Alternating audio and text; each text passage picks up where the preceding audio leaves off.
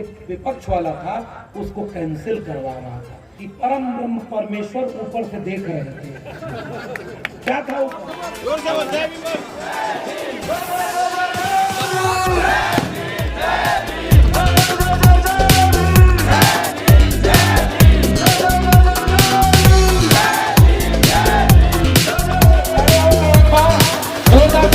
अभिनंदन करेंगे हमारे मुख्य अतिथि जी का। जय भीम, जय भीम, जय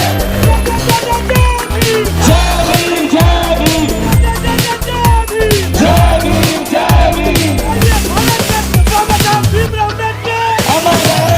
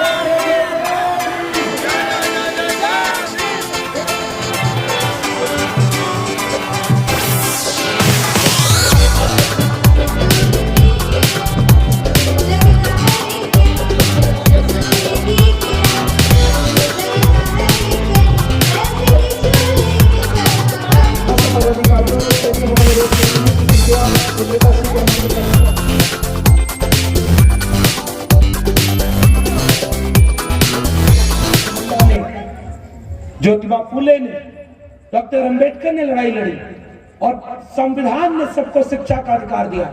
वो शिक्षा बिक गई है, ये बात बताने के लिए मैंने ये किताब लिखी है। और ये किताब आपको पढ़ने के लिए इसलिए नहीं कर रहा हूं कि मेरी किताब है, लेकिन अगर आपको भी अपने बच्चों की शिक्षा की चिंता होगी ना, आपको अपने स्कूल कॉलेज और विश्वविद्यालय की चिंता होगी ना, तो एक बार इस किताब को खरीद कर पढ़िएगा जरूर। आपकी आंख खुली जाएगी कि जो अधिकार डॉक्टर अंबेडकर ने संविधान से दिया कि पढ़ेगा इंडिया तो आगे बढ़ेगा इंडिया, नारा लगाने वालों ने शिक्षा बेच दिया है। न पढ़ेगा इंडिया, न आगे बढ़ेगा इंडिया, न सवाल पूछेगा इंडिया, और गुलाम रहेगा इंडिया।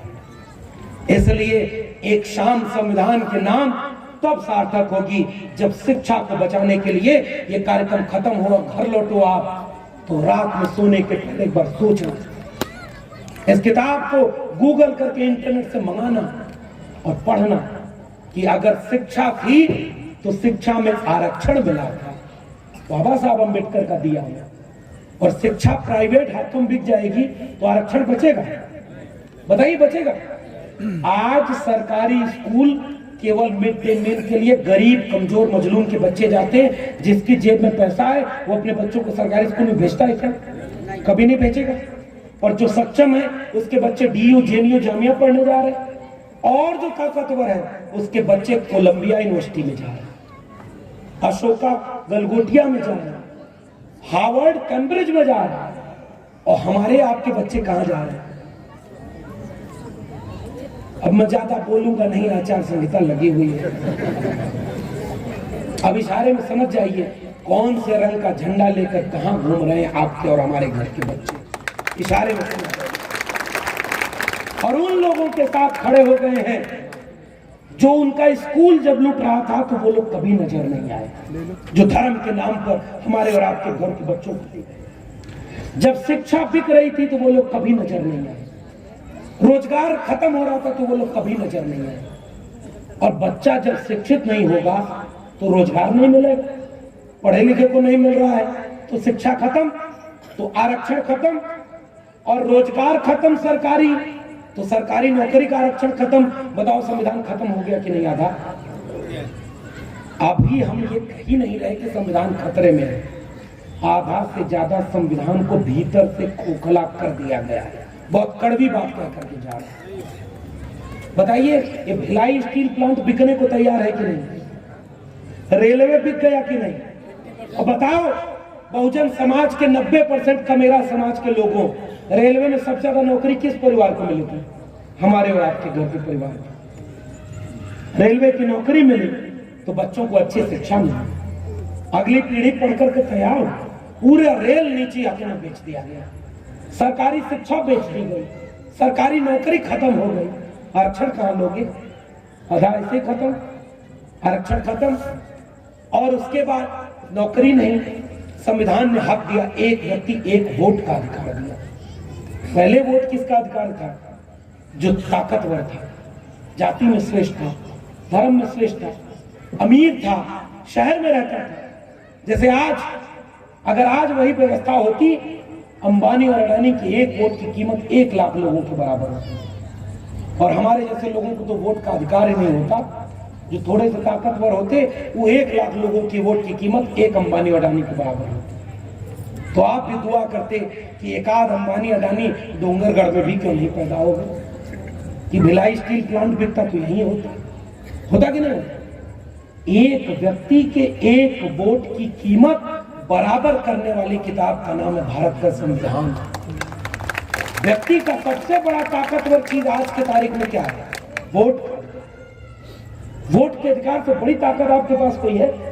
ये वोटवा देने का अधिकार न होता ना, तो 5 साल में जो लोग आते हैं वो आपको कभी नहीं पूछते, याद रखना। क्योंकि आपके घर जब बारिश में पानी टपक रहा था, कोई देखने नहीं आता। आपके घर में खाना नहीं होता, कोई देखने नहीं आता। अगर ये 5 साल बाद आपको वोट देने का अधिकार भी नहीं रहेगा तो आपको कोई पूछने वाला नहीं होगा। संविधान कहां से खतरे में? वो आधा तो वैसे ही खत्म, बटन दबाओ कहीं का तो जा रहा है। गारंटी है क्या? आजकल गारंटी बहुत चल रहा है। बताओ, आपकी गारंटी है क्या कि जहां बटन दबा रहे हो वहीं जा रहा है वोट? मैं आपसे पूछ रहा हूं, मुझे तो कुछ कहना है भरोसा? गारंटी है? अब जिसकी गारंटी नहीं उस पर आपको, लेकिन अब तो समय है नहीं भाई, अब तो उसी के नाम पर होगा। लेकिन सही जगह पर, और केवल कोई राजनीतिक पक्ष नहीं है ना।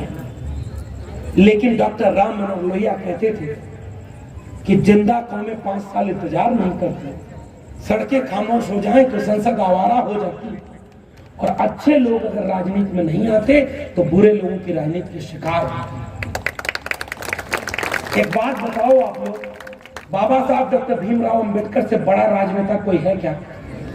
जबकि चुनाव हार गए थे, हरा दिया गया। अंबेडकर बाबा साहब को चुनाव हराया गया, लेकिन राजनीति करना उन्होंने कभी नहीं छोड़ा। और वो राजनीति क्या थी? अपने लोगों को सम्मान और अधिकार दिलाने की राजनीति। वो राजनीति क्या थी? अपने लोगों को हक और अधिकार दिलाने की राजनीति, बराबरी की राजनीति। बाबा साहब अंबेडकर ने एक व्यक्ति को एक वोट का अधिकार दिया। और आज एक उदाहरण दे रहा हूं खतरे का। चंडीगढ़ में मेयर का इलेक्शन हो, याद है? पंजाब और हरियाणा की राजधानी है चंडीगढ़। एक आदमी बैलेट पेपर से हुआ इलेक्शन, 36 वोट कुल था, 20 उनके खिलाफ था। जब उनके कह रहा हूं, समझ जा रहे हैं समझदार को? उनके खिलाफ 20 वोट और उनके पक्ष में 16। और वो आदमी बैठकर 8 वोट जो उनके विपक्ष वाला था उसको कैंसिल करवा रहा था। ये तो अच्छा हो कि परम ब्रह्म परमेश्वर ऊपर से देख रहे थे। क्या था ऊपर? क्या था? सीसीटीवी कैमरा था, और चोरी पकड़ में आ गई। और सुप्रीम कोर्ट के जज संविधान की शपथ लिए थे तो उनका भी जमीर जिंदा था। उन्होंने कहा कि ये तो लोकतंत्र का गला घोटा जा रहा है। वोट किसी को तो बैठकर कैंसिल कर दिया, जीत कोई और गया। तब सुप्रीम कोर्ट ने उस चुनाव को निरस्त किया। खुद आकर बताइए, क्या ये वाक्य गलत है? अगर 50 दिन 2 महीने के बाद इस देश का संविधान या तो बदल गया और या तो इतना कमजोर कर दिया गया जिसका रहने का कोई मतलब ना हो, तो बताओ ईमानदारी से अगली बार ये कार्यक्रम हो पाएगा? मेरे जैसे लोग जेल में होंगे कि नहीं होंगे? और 2 दिन ट्विटर पर ट्रेंड चलेगा, मैं नौकरी से निकाला गया तो देश भर में आंदोलन। अब कोई फोन करके पूछता भी नहीं, भैया नौकरी के चली गई, घर कैसे चलता है? हकीकत ये होती है। बड़ी बड़ी बातें करना आसान होता है। जितने लोग हसदेव के जंगल में आंदोलन में जेल में हैं, बताओ उनके घर पे कौन जाता है पूछने? जितने लोग 2 अप्रैल के भारत बंद में दलित समाज के लोगों, आप बताओ, जितने लोग के घर पर अन्याय अत्याचार हुआ कोई पूछने जाता है? बताओ, जिसके घर पे अन्याय अत्याचार होता है ना, वही झेलता है। और हम लोग एक फैसला नहीं ले पाते। क्यों? क्योंकि हमको आपस में बांट दिया। हमको ये समझाता है कि नहीं भाई आप आपस में लड़ो। ओबीसी समाज का सारा हक कौन ले लिया? फलाने ने ले लिया। इनका सारा हक कौन ले लिया? ढिमकाने ने ले लिया। और हम आपस में लड़ते रहे। इसलिए मेरे लोगों, एक बात बताओ, चुनाव के वक्त क्या इस बात का संकेत करना जरूरी नहीं है कि आप किसी को वोट दे देना, लेकिन संविधान बदलने वालों को भूल कर भी एक वोट मत देना? इससे बड़ी बात कोई और हो सकती है क्या? और अगला वाक्य मेरा इससे जरूरी है, संविधान बदलने वालों को सत्ता से बदलने का तब संभव हो पाएगा जब जो जहां उसे हरा रहा हो उसको एकजुट होकर के जिता दो। बचेगा संविधान तो उससे लड़ लेना कि तुम सही काम नहीं करोगे। वो कहीं कुर्सी पर ना आ जाए जिससे लड़ने के लायक भी वो तुमको न छोड़े। इशारा पर्याप्त है। ऐसे लोग जिनसे आप लड़ सकते हैं, उनसे तो फिर भी आप लड़ सकते हैं। और उधर क्या हो रहा है? ईडी भेज देंगे, वरना हमारे में आ जाओ। पता है कि नहीं?